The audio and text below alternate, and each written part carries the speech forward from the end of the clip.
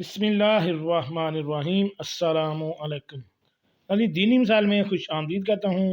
ہمارا آج کا مسئلہ یا آج کا سوال یہ ہے کہ کیا نماز میں سورتوں کی ترتیب قرآن مجید کے مطابق برقرار رکھنا ضروری ہے یا نہیں؟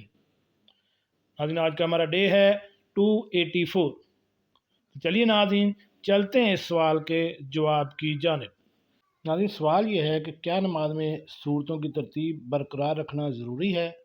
مثلا الکافرون کے بعد صورت الگ بقیہ صورتیں پڑھ سکتے ہیں یا پچھلی صورتیں مثلا الہمزہ وغیرہ پڑھنے کی بھی اجازت ہے؟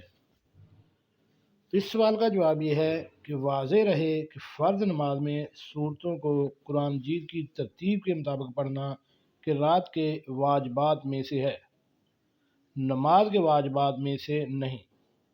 البتہ ترتیب کے مطابق پڑھنا سنت ہے، اس لیے سہواً یا قصداً ترتیب کے خلاف ہونے کی صورت میں سہو سجدہ واجب نہیں ہوگا اور اس نماز کو دوبارہ پڑھنا لازم نہیں ہوگا، باقی سنت کے خلاف ہوگا، اس لیے کسی عذر کے بغیر ایسا نہیں کرنا چاہیے ورنہ مکروہ ہوگا۔